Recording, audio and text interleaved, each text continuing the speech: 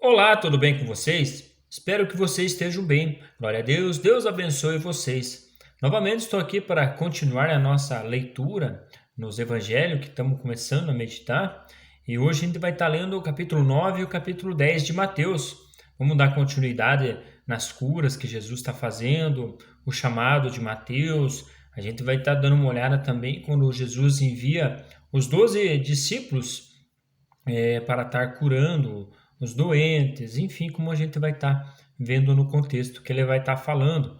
Mas então vamos lá, vamos estar meditando nesses dois capítulos nesse dia de hoje e vamos ver o que o Senhor nos prepara através da palavra dele, né? Então vamos lá. Senhor, nosso Deus, nosso Pai, te pedimos, Senhor, mais uma vez que o Senhor venha estar nos orientando, vai com a tua palavra, em nome do nosso Senhor Jesus. Amém. No capítulo 9, ele vai falar bem assim, ó. Entrando Jesus no barco, atravessou o mar e foi para a sua cidade. Alguns homens trouxeram-lhe um paralítico deitado em sua maca. Vendo a fé que eles tinham, Jesus disse ao paralítico: Tenha bom ânimo, filho, os seus pecados estão perdoados. Diante disso, alguns mestres da lei disseram a si mesmo: Este homem está blasfemando. Conhecendo Jesus seus pensamentos, disse-lhes: Por que vocês pensam maldosamente em seus corações? Que é mais fácil dizer: Os seus pecados estão perdoados, ou levante-se e ande? Mas para que vocês saibam que o Filho do Homem tem na terra autoridade para perdoar pecados, disse ao paralítico: Levante-se, pegue a sua maca e vá para a sua casa.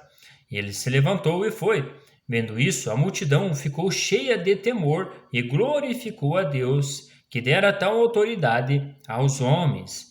Enfim, vale lembrar que Jesus aí estava, já digamos, como é que eu posso comentar com vocês, falando a respeito de perdão de pecados. E os fariseus ali já estavam pensando em blasfêmia. Né? Falavam, como é que pode esse homem estar perdoando pecados? Enfim, como Jesus mesmo falou, essa autoridade ele veio do céu, veio do alto, e ele já estava exercendo, porque Cristo Jesus era Deus aqui na terra, ele conhecia o pensamento, podiam estar falando, pensando, ele já sabia o que estavam pensando, porque Deus é onisciente, né? Enfim, ele trouxe este ensinamento aqui para nós também estarmos olhando também que Cristo tem o poder de, como ele falou ali, de perdoar pecados, assim como ele fala para o menino ali, olha, pegue sua maca, levante e ande, porque seus pecados estão perdoados. Mas enfim, saindo Jesus viu um homem chamado Mateus sentado na colheitaria e disse: Siga-me, Mateus. Levantou-se e o seguiu. Então, Jesus em sua casa, aliás, estando Jesus em casa, foram comer com ele os discípulos, muitos publicanos e pecadores. Vendo isso, os fariseus perguntaram aos discípulos dele: Por que o mestre de vocês come com publicanos e pecadores? Ouvindo isto, Jesus lhe disse: Não são os que têm saúde que precisam de médico, mas sim os doentes. Vão aprender o que significa isto. Desejo misericórdia, não sacrifícios, pois eu não vim chamar justos, mas pecadores. Então os discípulos de João vieram perguntar: Porque nós e os fariseus jejuamos, mas os teus discípulos não? Jesus respondeu: Como podem os convidados do noivo ficar de luto enquanto o noivo está com eles? Virão dias quando o noivo lhes será tirado, então jejuarão. Ninguém põe remendo de pano novo em roupa velha, pois o remendo forçará a roupa, tornando pior o rasgo. Nem se põe vinho novo em vasilha de couro velha. Se o fizer, a vasilha rebentará, o vinho se derramará e a vasilha se estragará. Ao contrário, me perdoe que eu ainda estou com uma tosse ainda que não consegui ser curado. Ao contrário, põe-se vinho novo em vasilha de couro nova, e ambos se conservarão. Falava ele ainda, quando um dos dirigentes da sinagoga chegou, ajoelhou-se diante dele e disse: Minha filha acaba de morrer. Vem, impõe a tua mão sobre ela, e ela viverá. Jesus levantou-se e foi com ele, e também os seus discípulos. Nisso, uma mulher que havia 12 anos vinha sofrendo de hemorragia, chegou por trás dele e tocou na borda de seu manto, pois dizia a si mesma: se eu não somente tocar em seu manto, ficarei curada. Voltando Jesus, a viu e disse: ânimo, filha, a sua fé a curou. E desde aquele instante a mulher ficou curada. Quando ele chegou à casa do dirigente da sinagoga e viu os flautistas e a multidão agitada, disse: saiam, a menina não está morta, mas dorme. Todos começaram a rir dele. Depois que a multidão se afastou, ele entrou e tomou a menina pela mão, e ela se levantou. A notícia deste acontecimento espalhou-se por toda aquela região. Vale lembrar que para alguns ali, o Senhor falava para ser curado: levante-se, que os seus pecados estão perdoados. Aqui para algumas era só tocar nas vestes dele que ia ser curado. Alguns ele tinha de colocar as mãos. Alguns ele falava: olha, pode ir que a sua fé que você está desejando de cura já foi lá e já está curado o teu servo. Enfim, o teu, como a gente viu o centurião lá, que foi lá, falou que o servo dele estava enfermo. Enfim, só com uma palavra de Cristo foi lá e já ficou curado. Enfim, Cristo aí usava de vários artifícios para estar fazendo os milagres dele, como a gente vai estar olhando também com os dois cegos, que fala assim, ó: saindo dali, dois cegos o seguiram clamando: filho de Davi, tem misericórdia de nós. Entrando ele em casa, os cegos se aproximaram e ele perguntou: vocês creem que eu sou capaz de fazer isso? Eles responderam: sim, Senhor. E ele, tocando nos olhos deles, disse: que seja feito segundo a sua fé que vocês têm. E a visão deles foi restaurada. Então Jesus os advertiu severamente: cuidem para que ninguém saiba disto. Vale lembrar que aqui também Cristo fala de fé. A fé deles acabou prevalecendo naquela questão, porque o Cristo conhecia, como a gente viu ali, conhecia o pensamento e o coração de cada um, porque Deus também sabe o desejo do coração de cada pessoa, enfim, como que é que está a situação, e Cristo ele já sabe do que nós precisamos. Então Jesus os advertiu severamente: cuide para que ninguém saiba disso. E eles responderam.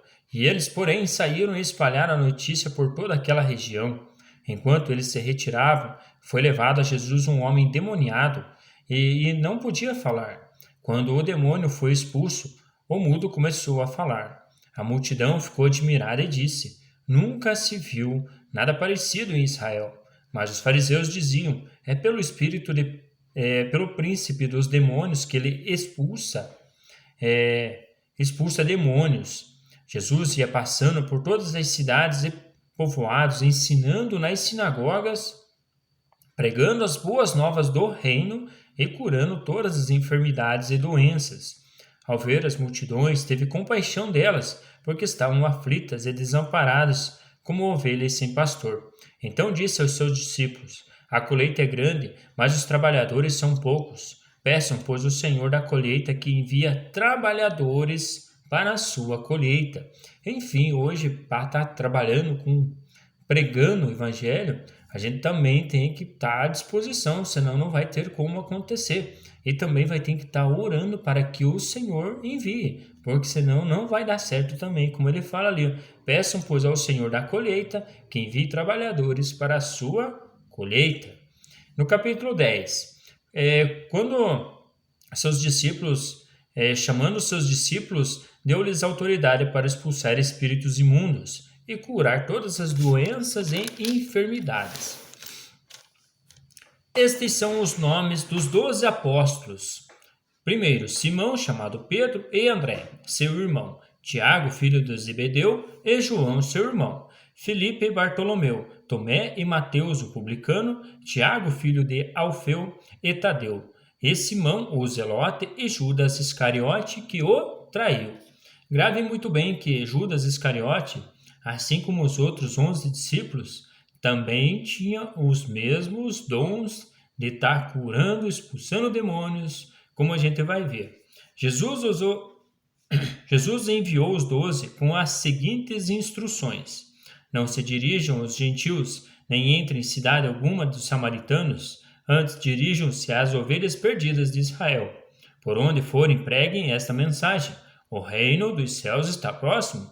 Curem os enfermos, ressuscitem os mortos, purifiquem os leprosos, expulsem os demônios. Vocês receberão de graça, deem também de graça. Não levem nem ouro, nem prata, nem cobre em seus cintos. Não levem nenhum saco de viagem, nem túnicas extras, nem sandálias, nem bordão, pois o trabalhador é digno do seu salário.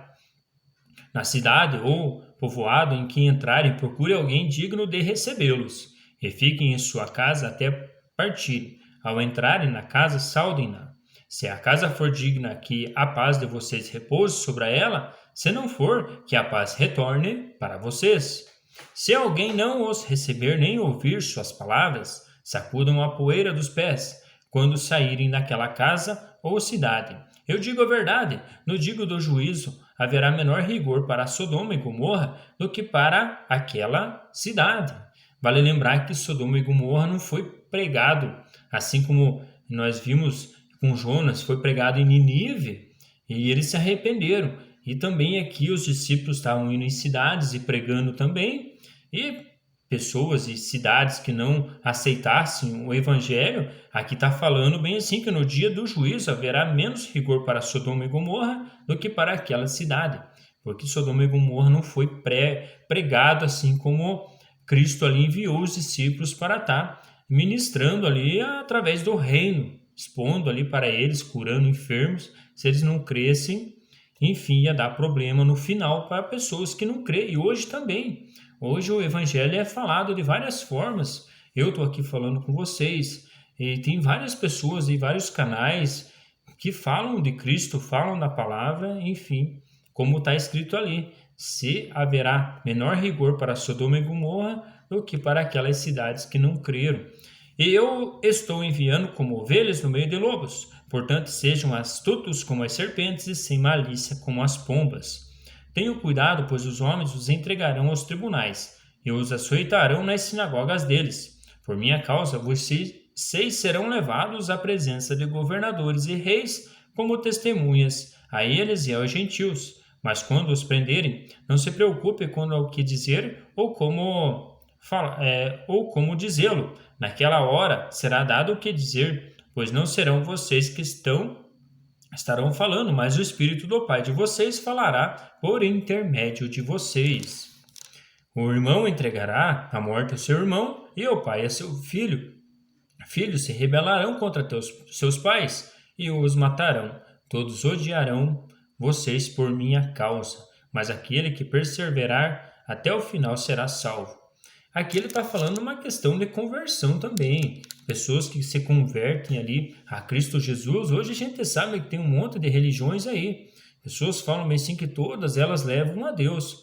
Mas eu sou sincero ao falar com vocês que o único que leva a Deus é Cristo Jesus. Porque até tem religiões de demônios. Até o Satanás tem religião. Enfim, ela não vai levar a Deus, ele vai levar para o buraco, vai levar para o inferno junto com ele. Enfim, por isso que hoje, se tem alguma religião, digamos assim, que leva até Deus, é Cristo. É só a igreja de Cristo que leva, é o único que estão pregando a respeito de arrependimento e novo nascimento, essa leva a Deus. Novo nascimento em Cristo Jesus, digamos, enfim.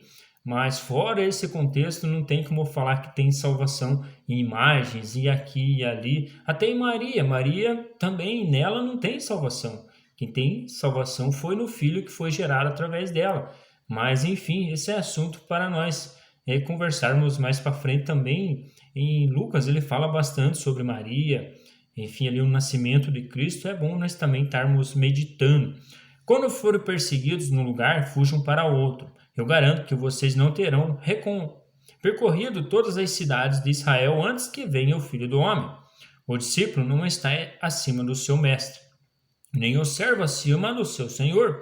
Basta o discípulo ser como o seu mestre e o servo como o seu senhor. Seu dono da casa foi chamado Beelzebul, quanto mais os membros da sua família. Aqui trata Beelzebul como Satanás, enfim, divididos, né? Então hoje Hoje a gente sabe muito bem que tem as trevas e tem a luz. A luz fica com Cristo e as trevas dá para dizer que é com Beelzebu. Portanto, não tenham medo deles. Não há nada escondido e que não possa ser revelado, nem oculto que não venha a se tornar conhecido. O que eu digo a vocês na escuridão, falem à luz do dia. O que eu sussurrado em seus ouvidos, proclame aos telhados. Não tenham medo dos que matam o corpo, mas não podem matar a alma. Antes tenham medo daquele que pode destruir tanto a alma como o corpo no inferno. Não se vendem 2 pardais por uma moedinha. Contudo, nenhum deles cai no chão sem o consentimento do Pai de vocês. Até os cabelos da cabeça de vocês estão todos contados. Portanto, não tenham medo, vocês valem mais do que muitos pardais. Quem me confessar diante dos homens, eu também confessarei diante do meu Pai, que está nos céus. Aqui essa palavra também é interessante. Quem, pois, me confessar diante dos homens, eu também o confessarei diante do meu Pai que está no céu. Aqui, digamos, dá para entender que é salvação. Mas aquele que me negar diante dos homens, eu também o negarei diante do meu Pai que está nos céus. Não pense que vim trazer a paz à terra. Não vim trazer paz, mas espada, pois eu vim para fazer que o homem fique contra seu pai, a filha contra sua mãe, a nora contra sua sogra. Os inimigos do homem serão os de sua própria família. Enfim, Cristo traz divisão quando pessoas se convertem a Ele. Enfim, daí tem na família lá pessoas que não são convertidas a Cristo Jesus, são numa religião, aí vai dar problema. Aí vão ficar tudo um contra o outro. Mas enfim, Cristo mesmo fala ali que Ele mesmo veio trazer a espada. Quem me ama, ama seu pai ou ama sua mãe mais do que eu, a mim não é digno de mim. Quem ama seu filho ou sua filha mais do que a mim não é digno de mim. E quem não toma sua cruz e não me segue não é digno de mim. Quem acha sua vida, a perderá. E quem perde a sua vida por minha causa, a encontrará.